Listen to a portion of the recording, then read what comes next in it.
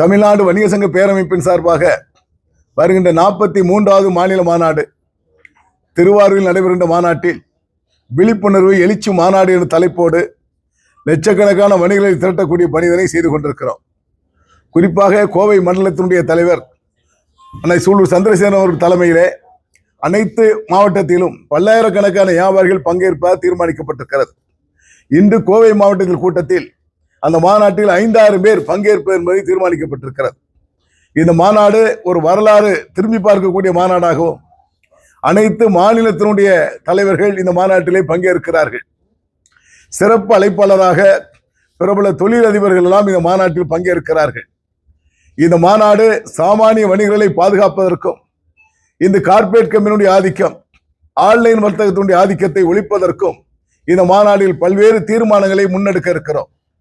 இந்த மாநாட்டில் தீர்மானத்தின்படி அகில இந்திய அளவில் ஜூன் மாதம் கூட்டத்தை போட்டு அனைத்து மாநிலத்துடைய நிர்வாகிகளோடு கார்ப்பரேட் கம்பெனியுடைய அத்துமீறல் ஆன்லைனுடைய அத்துமீறல் கட்டமைப்புகளை முறைப்படுத்தவில்லை என்று சொன்னால் நாடு தழுவிய அளவில் போராடுவது என்பதை ஜூன் மாதம் தமிழ்நாடு வணிக பேரமைப்பும் அகில இந்திய வணிக சம்மேளனம் அறிவிக்க இருக்கிறது.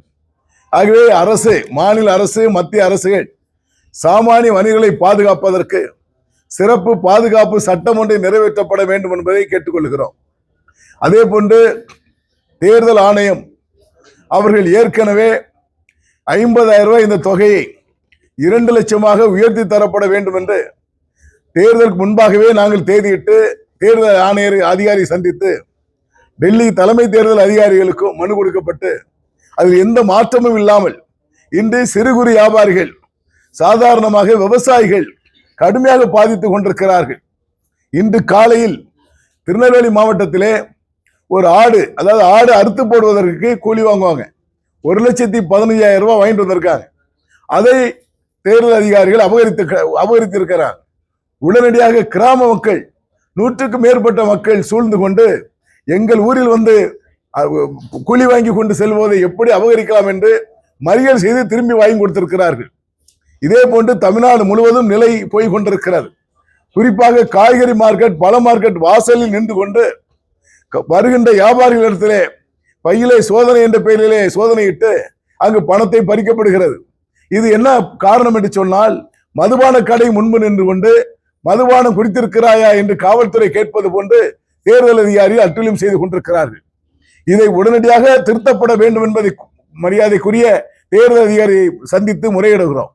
அதே வேளையில் திருத்தப்படவில்லை என்று சொன்னால் வருகின்ற மார்ச் 31 ஒவ்வொரு வணிகரும் கருப்பு பேஜ் அணிந்து கொண்டு முதற்கட்டமாக சென்னையிலே மாபெரும் கண்டன ஆர்ப்பாட்டத்தை தொடங்க இருக்கிறோம். தொடர்ச்சியாக ஒவ்வொரு மாவட்ட வாரியாக மாவட்ட ஆட்சியாளர் அலுவலகம் முற்றுகை போராட்டம் நடத்த இருக்கிறோம். அதை தொடர்ந்து இதே நிலை நீடிக்குமே ஆனால் நிறைவாக கடை அடைப்பு போராட்டம் நடத்த இருக்கிறோம்.